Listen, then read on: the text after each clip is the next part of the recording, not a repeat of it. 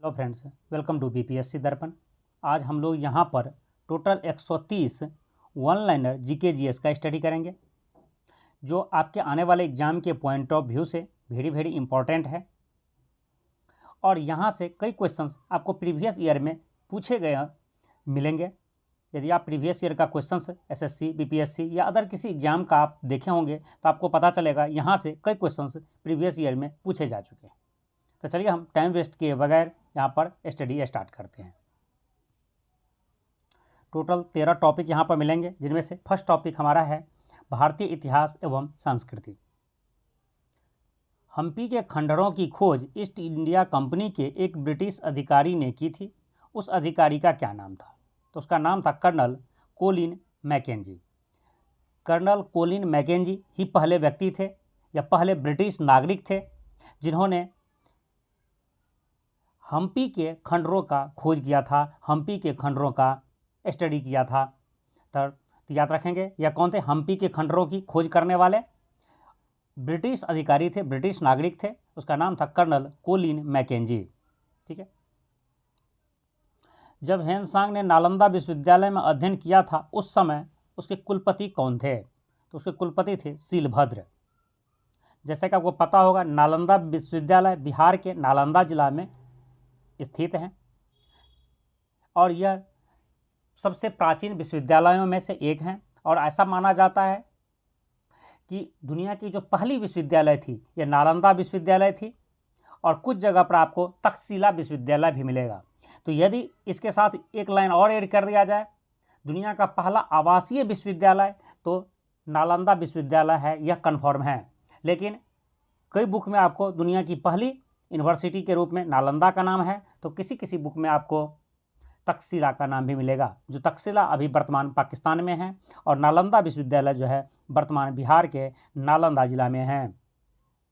तो याद रखेंगे, जब ह्वेनसांग नालंदा विश्वविद्यालय में अध्ययन किए थे उस समय नालंदा विश्वविद्यालय के कुलपति थे शीलभद्र।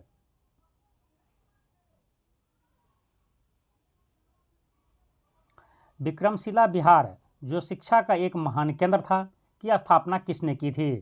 तो विक्रमशिला बिहार या विक्रमशिला विश्वविद्यालय की स्थापना राजा धर्मपाल ने किया था, जो पाल वंश के शासक थे, पाल वंश के संस्थापक भी थे धर्मपाल,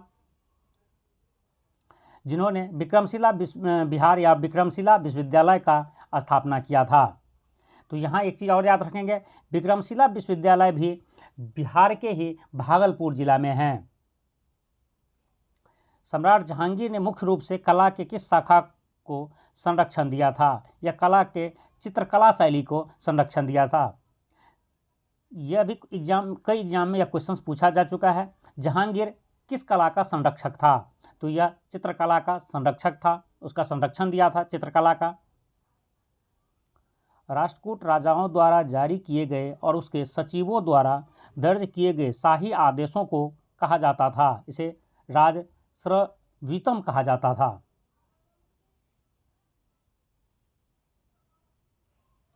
किस राजवंश के शासन और प्रशासन की अनूठी विशेषता दक्षिण भारत में ग्राम स्वायत्तता का विकास था? यह चोल राजवंश के समय में।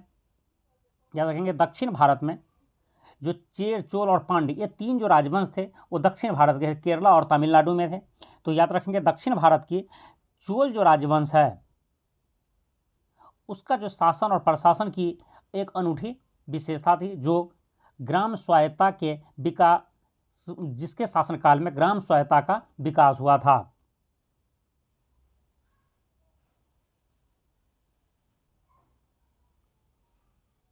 फिरदौसी सूफी संप्रदाय को अपार लोकप्रियता मिली थी, उसे बिहार में मिली थी। फिरदौसी जो संप्रदाय है उसकी जो सबसे ज़्यादा लोकप्रियता मिली थी वो बिहार राज्य में मिली थी। प्रयाग प्रशस्ति का संबंध किस शासक से है? यह समुद्रगुप्त से है। प्रयाग प्रशस्ति का संबंध किससे है? तो याद रखेंगे, समुद्रगुप्त से है। यह भी कई एग्जाम में पूछा जा चुका है। हड़प्पा सभ्यता के अंतर्गत हल से जोते गए खेत का साक्ष्य कहाँ मिला है? तो यह कालीबंगा में मिला है। कालीबंगा वह स्थान है जहाँ पर हड़प्पा कालीन हल से जोते हुए खेत का साक्ष्य मिला है। प्राचीन भारत का वह प्रसिद्ध शासक जिसने अपने जीवन के अंतिम दिनों में जैन धर्म को अपनाया था वह थे चंद्रगुप्त मौर्य। मौर्य वंश के संस्थापक चंद्रगुप्त मौर्य अपने अंतिम समय में जैन धर्म धारण किए थे, जैन धर्म के अनुयायी बन चुके थे। दूसरा टॉपिक हमारा है राष्ट्रीय स्वतंत्रता आंदोलन। The economic history of India under early British rule पुस्तक के लेखक कौन है? तो इस पुस्तक के लेखक है रोमेश चंद्र दत्त। याद रखेंगे, रोमेश चंद्र दत्त द्वारा लिखा हुआ बुक है क्या? History of India under early British rule. 1946 में जवाहरलाल नेहरू के नेतृत्व वाली अंतरिम सरकार में कौन से भारतीय नेता शिक्षा और कला मंत्री थे? तो यह थे सी राजगोपालाचारी। सी राजगोपालाचारी को शिक्षा और कला मंत्री बनाया गया था 1946 में, जब अंतरिम सरकार बनी थी जवाहरलाल नेहरू के नेतृत्व में उस समय।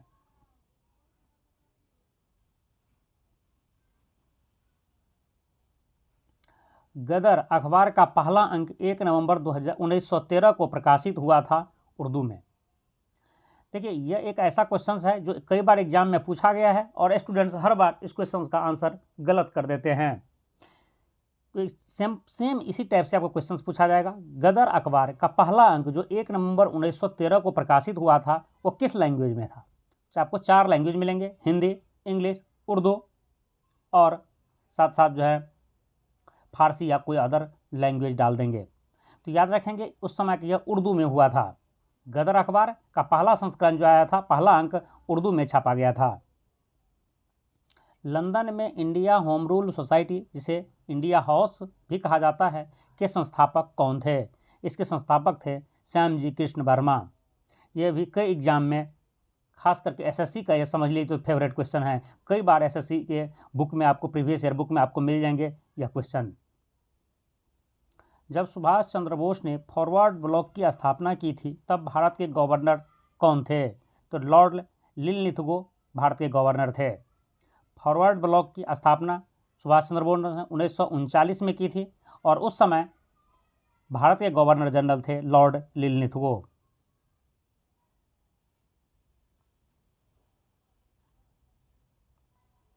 कौन से भारतीय नेता लोकप्रिय रूप से राष्ट्रगुरु के नाम से जाने जाते हैं?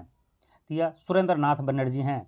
सुरेंद्र नाथ बनर्जी को लोग प्यार से भारतीय जो उस समय के जो है सुरेंद्र नाथ बनर्जी के समय के जो तत्कालीन उसके जो लोग थे, जो उसके फ्रेंड्स थे, जो उसके जानने वाले थे, उसे प्यार से राष्ट्रगुरु के नाम से संबोधित करते थे।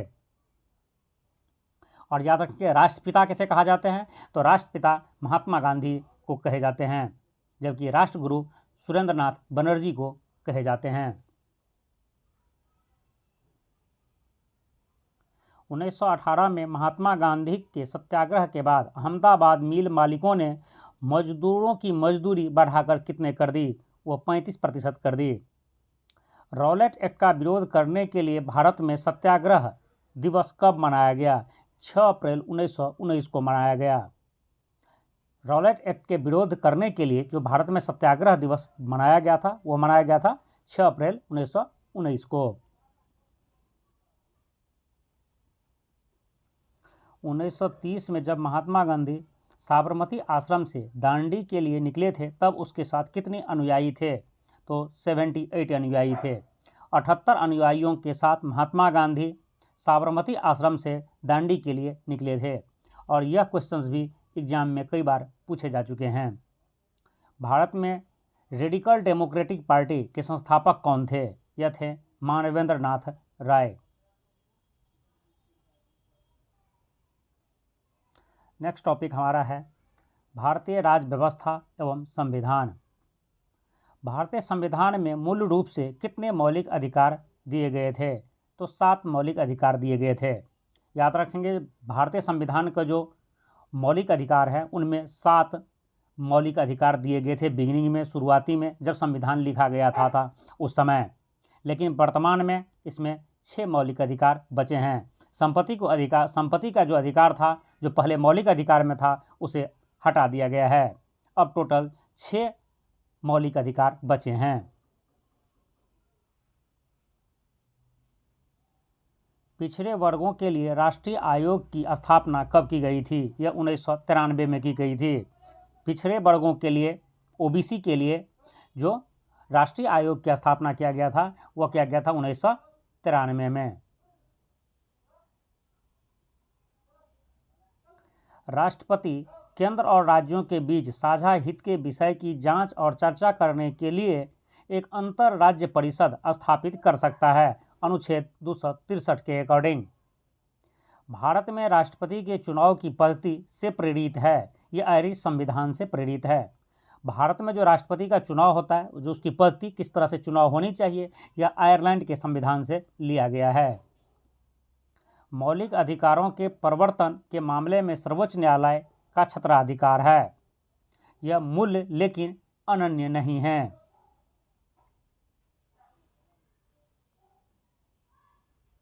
भारतीय संविधान के भाग 8 में अनुच्छेद 239 से 241 किससे संबंधित हैं?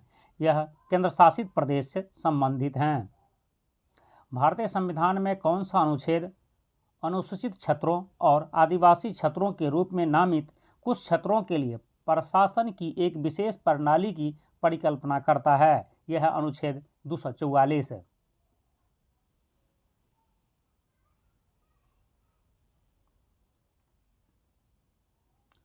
भारतीय संविधान की कौन सी अनुसूची 4 पूर्वोत्तर राज्यों असम, मेघालय, त्रिपुरा, मिजोरम में जनजातीय क्षेत्रों के प्रशासन से संबंधित हैं? यह 6ठी अनुसूची है।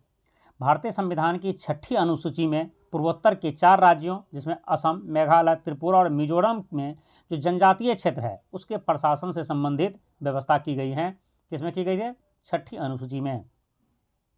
भारतीय संविधान की कौन सी अनुसूची पंचायतों की शक्तियों, अधिकारों और जिम्मेदारियों को निर्दिष्ट करती हैं? यह है 11वीं अनुसूची।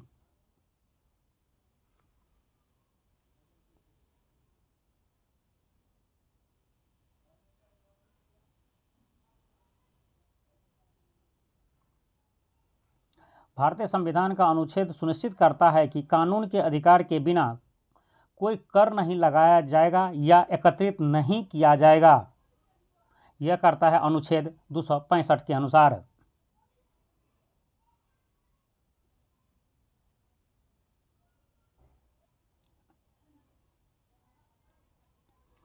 नेक्स्ट टॉपिक है पर्यावरण एवं जैव विविधता।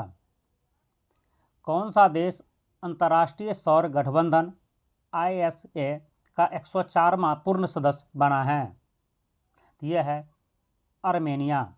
आर्मेनिया अंतर्राष्ट्रीय सौर गठबंधन का 104वां सदस्य बन चुका है और अंतर्राष्ट्रीय सौर गठबंधन का मुख्यालय भारत में है और भारत के गुरुग्राम में है। विश्व ओजोन दिवस कब मनाया जाता है? यह 16 सितंबर को मनाया जाता है। विश्व ओजोन दिवस प्रत्येक वर्ष 16 सितंबर को मनाया जाता है और यह कई एग्जाम में पूछा जा चुका है। समुद्री जीवन संसाधन और पारिस्थितिक केंद्र कहाँ स्थित हैं? यह केरल के कोची शहर में स्थित हैं।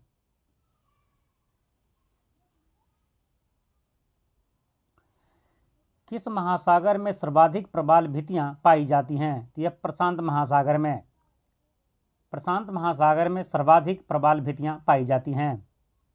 मानस अभयारण्य किस राज्य में स्थित हैं? मानस अभयारण्य असम राज्य में स्थित हैं और इसे भी वेरी इंपॉर्टेंट समझें। यह सैकड़ों बार कह सकते हैं, अलग अलग एग्जाम में यह क्वेश्चन पूछा जा चुका है। मानस अभयारण्य किस राज्य में है? सिंपल से इतना ही क्वेश्चन पूछा जाता है और याद रखेंगे यह असम राज्य में है। छिलछिला वन्य जीव अभयारण्य किस राज्य में स्थित हैं? तो छिलछिला वन्य जीव अभयारण्य हरियाणा राज्य में स्थित हैं। निम्नलिखित में से कौन सी पृथ्वी के वायुमंडल में सबसे प्रचुर मात्रा में पाई जाने वाली ग्रीन हाउस गैस हैं?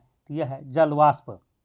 और देखिए यहाँ पर एक चीज़ आपको पता चलेगा, निम्नलिखित में से लिखा गया है, जैसे उसके कह सकते हैं कि टाइपिंग प्रॉब्लम हुआ है, ठीक है, क्योंकि वो किसी प्रीवियस ईयर के बुक से कॉपी करके पेस्ट कर दिया है यहाँ पर, तो जिसकी वजह से 4 ऑप्शन दिया होगा, इनमें से जल वाष्प आंसर होगा। तो इसी से आप इस मान लीजिए यह प्रीवियस ईयर का क्वेश्चंस हैं। तो कौन से पृथ्वी के वायुमंडल में सबसे प्रचुर मात्रा में पाई जाने वाली ग्रीन हाउस गैस हैं? तो यह है जल वाष्प। विश्व बाघ दिवस कब मनाया जाता है? यह 29 जुलाई को मनाया जाता है। प्रत्येक वर्ष 29 जुलाई को विश्व बाघ दिवस मनाया जाता है।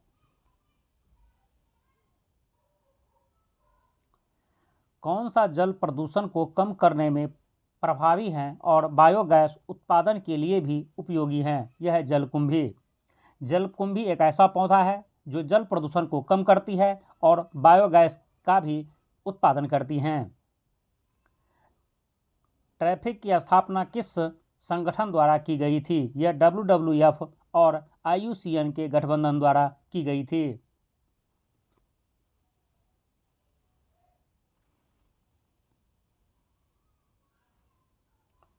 नेक्स्ट टॉपिक हमारा है जलवायु परिवर्तन एवं आपदा।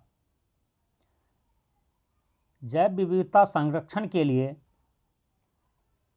मिडोरी MIDORI मिडोरी पुरस्कार 2024 से किसे सम्मानित किया गया है?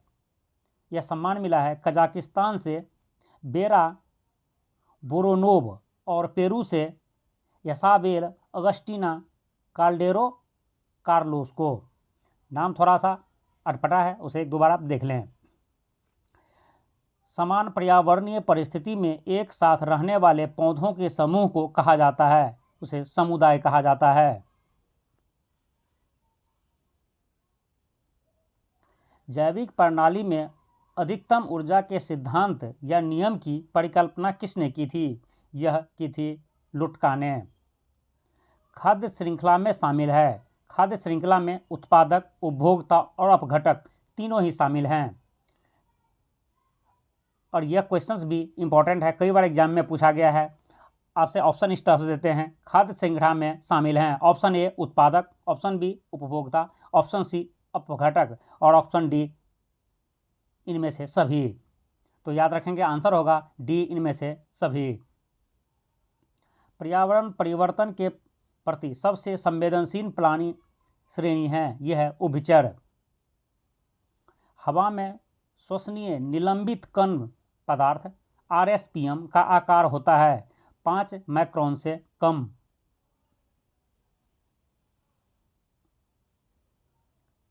पारिस्थितिकी तंत्र की समग्र प्रकृति का सबसे अच्छा चित्र प्राप्त किया जा सकता है ऊर्जा का पिरामिड से। वन आनुवंशिक वृक्ष प्रजनन संस्थान कहाँ स्थित हैं? यह कोयम्बटूर में स्थित हैं। याद रखेंगे, वन आनुवंशिक वृक्ष प्रजनन संस्थान कोयम्बटूर में स्थित हैं। किस राज्य ने भारत के पहले स्लेंडर लोरिस अभयारण्य को अधिसूचित किया है? यह राज्य है तमिलनाडु। तमिलनाडु भारत का पहला राज्य है जिन्होंने स्लेंडर लोरिस अभयारण्य को अधिसूचित किया है। भितरकनिका मैंग्रोव वेटलैंड कवर स्थान कहाँ स्थित हैं? यह उड़ीसा में स्थित हैं। याद रखेंगे, भितरकनिका मैंग्रोव वेटलैंड कवर जो है, वेटलैंड जो है वो उड़ीसा में स्थित हैं।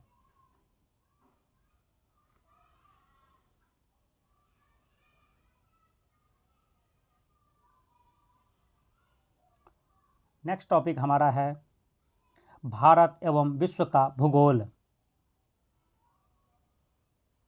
अगुल्हास धारा किस महासागर की गर्म जलधारा है? यह हिंद महासागर की गर्म जलधारा है। यहाँ से दो क्वेश्चन से अलग अलग करके भी पूछा जाता है। अगुल्हास धारा कौन सी धारा है, गर्म या ठंड? तो याद रखेंगे यह गर्म जलधारा है और यह हिंद महासागर की धारा है। कमचटका धारा किस महासागर की ठंडी जलधारा है? कमचटका धारा जो है प्रशांत महासागर की धारा है और वह ठंडी जलधारा है। आसवान बांध किस नदी पर बनाया गया है? आसवान बांध नील नदी पर बनाया गया है और यह भी कई बार एग्जाम में पूछा जा चुका है। अमेरिका में मार्क्वेंट रेंज प्रसिद्ध है, ये लोहे से संबंधित है, ये लोहे के लिए प्रसिद्ध हैं।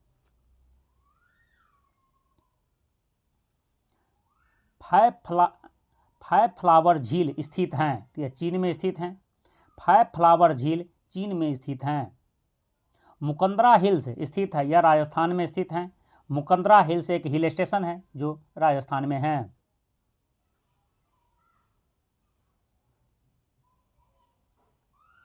बन्नी घास का मैदान स्थित है, यह गुजरात में स्थित है। हिमालय में ब्रह्मपुत्र नदी जल निकासी का उदाहरण प्रस्तुत करता है, यह पूर्ववर्ती जल निकासी का उदाहरण प्रस्तुत करता है। हिमालय में जो ब्रह्मपुत्र नदी बहती है यह अपनी जलधारा जो है पूर्व की ओर बहाती है, तो इसलिए उसे पूर्ववर्ती जल निकासी का नदी या जलधारा वाली नदी कही जाती हैं। बाबा बुदन पहाड़ियाँ स्थित हैं, यह कर्नाटक में स्थित हैं। याद रखेंगे यह भी क्वेश्चन कई बार एग्जाम में पूछा गया है, बाबा बुदन पहाड़ियाँ कहाँ स्थित हैं, या बाबा बुदन की पहाड़ी कर्नाटक में स्थित हैं। मिसिसिपी नदी पर डेल्टा का सबसे अच्छा उदाहरण है। मिसिसिपी नदी वर्ल्ड फुट डेल्टा बनाती हैं। और याद रखेंगे यह भी इंपॉर्टेंट क्वेश्चन है, कई बार एग्जाम में पूछा गया, मिसिसिपी नदी इनमें से किस टाइप की डेल्टा बनाती हैं, यह वर्ल्ड फुट डेल्टा बनाती है, मतलब पक्षियों की पैर की तरह डेल्टा बनाती हैं।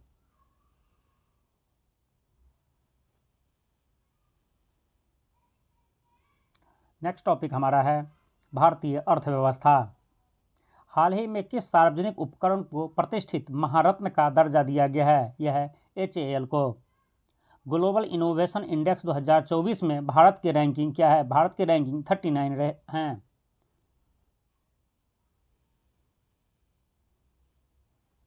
अर्थशास्त्र में नोबेल पुरस्कार 2024 का विजेता किसे घोषित किया गया है, तो अर्थशास्त्र में के लिए जो है 2024 का नोबेल पुरस्कार 3 लोगों को दिया गया है, और वह तीनों लोग हैं डेरॉन एसमुग्यू, साइमन जॉनसन और जेम्स ए रॉबिन्सन। इन तीनों को 2024 के लिए अर्थशास्त्र का नोबेल पुरस्कार दिया गया है। भारत में आर्थिक सर्वेक्षण किसके द्वारा प्रकाशित किया जाता है, भारत में जो आर्थिक सर्वेक्षण है केंद्रीय वित्त मंत्रालय के द्वारा प्रकाशित किया जाता है। भारतीय जीवन बीमा निगम कब अस्तित्व में आया, यह 1956 में अस्तित्व में आया है। भारतीय जीवन बीमा निगम जिसे हम LIC बोलते हैं, लाइफ इंश्योरेंस कंपनी, जिसकी स्थापना 1956 में की गई थी।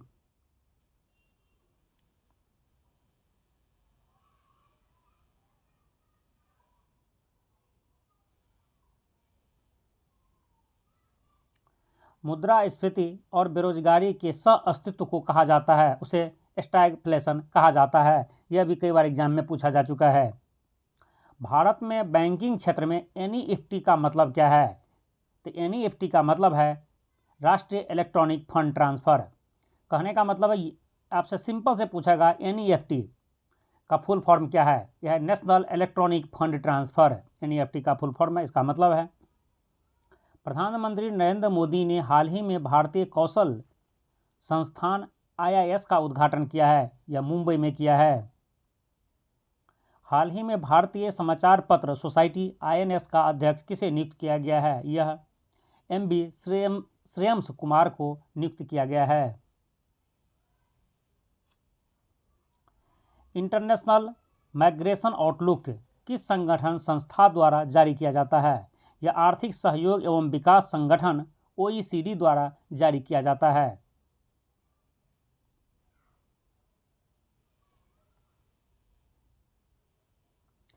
नेक्स्ट टॉपिक हमारा है सामान्य विज्ञान एवं तकनीकी।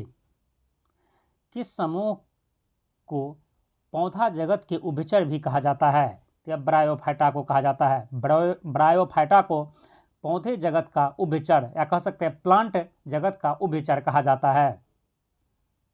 हड्डियों के अध्ययन को कहा जाता है ऑस्टियोलॉजी। हड्डियों के अध्ययन को ऑस्टियोलॉजी कहा जाता है।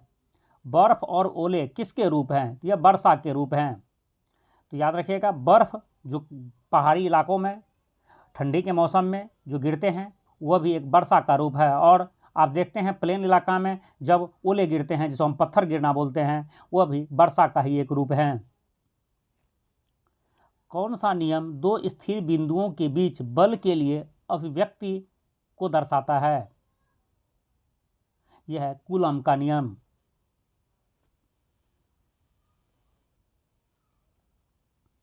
कौन सा एंजाइम प्रोटीन को एमिनो एसिड में परिवर्तित करता है, तो है पेप्सिन। पेप्सिन एक ऐसा एंजाइम है जो प्रोटीन को एमिनो एसिड में परिवर्तित करता है। पास्कल नियम किसके काम करने में लागू होता है? यह हाइड्रोलिक लिफ्ट और हाइड्रोलिक ब्रेक में यूज किया जाता है। यह भी कई बार एग्जाम में पूछा जा चुका है। हाइड्रोलिक लिफ्ट में इनमें से किसका उपयोग होता है, किस नियम का उपयोग होता है? याद रखेंगे, पास्कल के नियम का उपयोग होता है। या हाइड्रोलिक लिफ्ट में किसका उपयोग होता है? तो पास्कल के नियम का उपयोग होता है। यह भी एग्जाम में कई बार पूछा जा चुका है, उसे आप याद रखेंगे।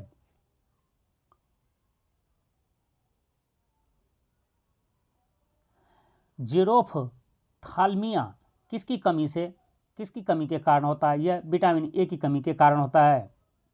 तरंग के लिए समय अवधि से विभाजित तरंगदैर्घ्य बराबर होता है। यह तरंग वेग के बराबर होता है। तरंग के लिए जो है समय अवधि से विभाजित तरंगदैर्घ्य किसका बराबर होता है? यह तरंग के वेग के बराबर होता है।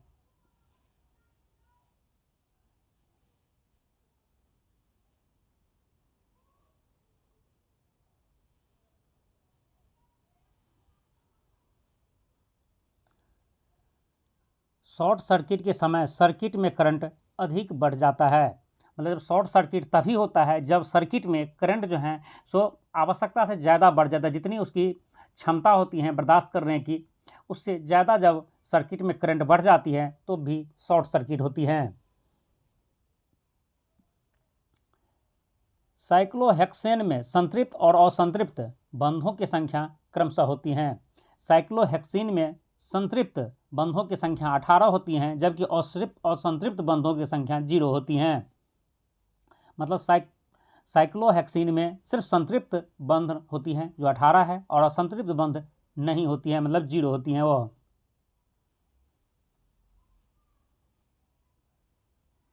नेक्स्ट टॉपिक हमारा है कृषि, एग्रीकल्चर। निश्चित पंक्ति पैटर्न में दो या दो से अधिक फसलों को उगाना कहलाता है, यह अंतर फसल कहलाता है। नील हरित शैवाल और एजोला किस किस श्रेणी में आते हैं? ये जैव उर्वरक की श्रेणी में आता है। नील हरित शैवाल एक जैव उर्वरक है और इसी तरह से एजोला भी एक जैव उर्वरक है। अनार में फल फटने की बीमारी किसकी कमी से होती हैं? यह बोरॉन की कमी से होती हैं।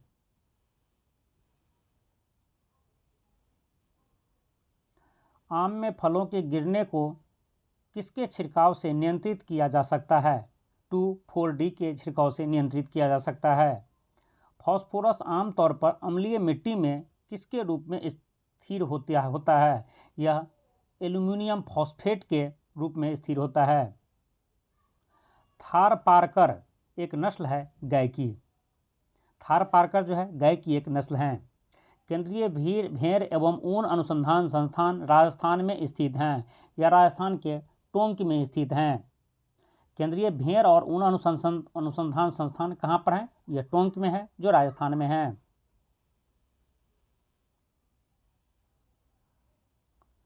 मक्का में सफ़ेद कली रोग किसकी कमी से होता है? किसी की कमी के कारण होता है? तो यह जस्ता के कमी के कारण होता है। मूली में तीखापन किसकी उपस्थिति के कारण होता है? या आइसोथियोसाइनेट्स के उपस्थिति के कारण मूली में तीखापन होता है। सेब में विदर टिप रोग किसकी कमी के कारण होता है? यह तांबा की कमी के कारण होता है। नेक्स्ट टॉपिक हमारा है खेलकूद। हाल ही में किस टीम ने दिलीप ट्रॉफी 2024 जीती हैं? तो भारत ए ने दिलीप ट्रॉफी 2024 जीती हैं। यूएस ग्रैंड स्लैम 2024 का विजेता कौन बना है? इसका विजेता बना है फेरारी टीम के चार्ल्स लेक्लर ने।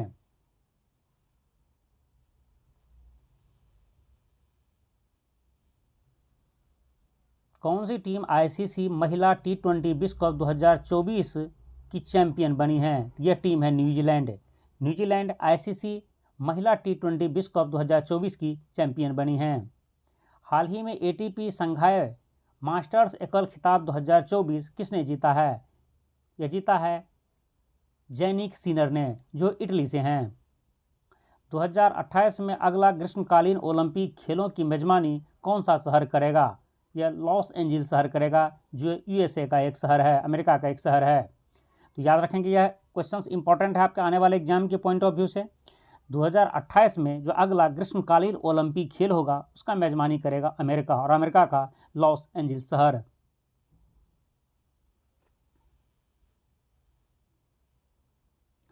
प्रसिद्ध भारतीय खिलाड़ी अचत शरत कमल किस खेल से जुड़े हैं? तो ये टेबल टेनिस से जुड़े हैं। मतलब जो अचंत शरत कमल है वह टेबल टेनिस के प्लेयर हैं।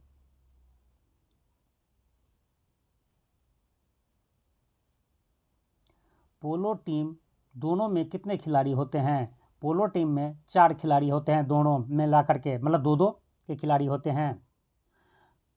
सोलहीम कप किस खेल से संबंधित हैं? यह गोल्फ से संबंधित हैं।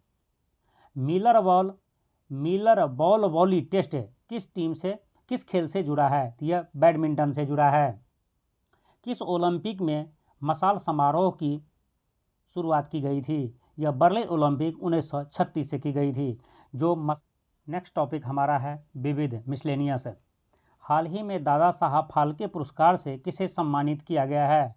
यह मिथुन चक्रवर्ती को सम्मानित किया गया है।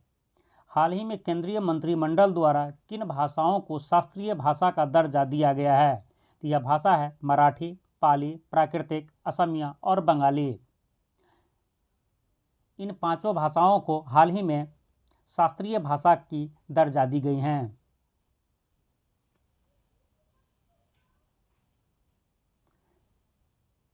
फेमिना मिस इंडिया 2024 का ताज किससे पहनाया गया है? यह निकिता पोरवाल को पहनाया गया है। निकिता पोरवाल ने फेमिना मिस इंडिया 2024 की ताज जीती हैं। ब्रिटेन चागोस द्वीप की संप्रभुता किस देश को सौंपने के लिए सहमत हुई हैं? मॉरिशस को। चागोस द्वीप जो मॉरिशस का एक द्वीप है जिस पर अभी तक ब्रिटेन की कब्जा थी, ब्रिटेन उस पर कब्जा कर रखा था चागोस द्वीप पर, लेकिन अब ब्रिटेन ने चागोस द्वीप पुनः मॉरिशस को लौटा दिया है। ग्लोबल इनोवेशन इंडेक्स 2024 में किस देश ने अपना शीर्ष स्थान बरकरार रखा है? तो वह देश स्विट्जरलैंड है। ग्लोबल इनोवेशन इंडेक्स 2024 में जो शीर्ष स्थान पर रहा है देश, वह देश है स्विट्जरलैंड।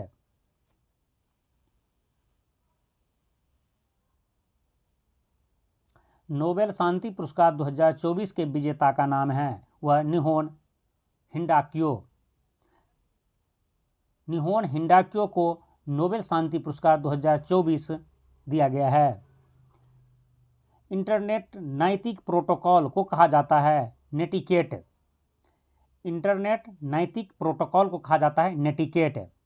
और इंटरनेट पर जो लोग या इंटरनेट से जो लोग जुड़े हुए हैं उसे क्या कहा जाता है? तो उसे कहा जाता है नेटिजन। जिस तरह से देश के रहने वाले लोगों को सिटीजन कहा जाता है उस देश का, उसी तरह नेट से रिलेटेड, नेट पर रहने वाले लोग, या कहने का मतलब यह नेट से, सोशल मीडिया से जुड़े लोगों को नेटिजन कहा जाता है। इसी तरह से याद रखेंगे, इंटरनेट नैतिक प्रोटोकॉल को नेटिकेट कहा जाता है। विश्व स्वास्थ्य संगठन WHO का मुख्यालय कहाँ है? तो WHO का मुख्यालय जेनेवा स्विट्जरलैंड में है। घूमर, चक्री, झूलन, झूमा, पनिहारी किस राज्य के प्रसिद्ध लोक नृत्य हैं? तो यह राजस्थान के लोक नृत्य हैं। घूमर, चक्री, झूलन, झूमा और पनिहारी जो हैं राजस्थान के लोक नृत्य हैं। प्रत्येक वर्ष विश्व संस्कृत दिवस कब मनाया जाता है? यह 19 अगस्त को मनाया जाता है। 19 अगस्त को प्रत्येक वर्ष विश्व संस्कृत दिवस मनाया जाता है। इस तरह से हमारा यह जो 130 वन लाइनर GK GS का टॉपिक था, यह हमारा कंप्लीट हो गया है। यदि यह वीडियो आपको यूजफुल लगा हो तो उसे लाइक कर दीजिए, अपने फ्रेंड्स को शेयर कर दीजिए। और आप इस चैनल पर नए हैं और इसी तरह के वीडियो देखना चाहते हैं तो आप हमारे इस चैनल को सब्सक्राइब कर लीजिए। जय हिंद।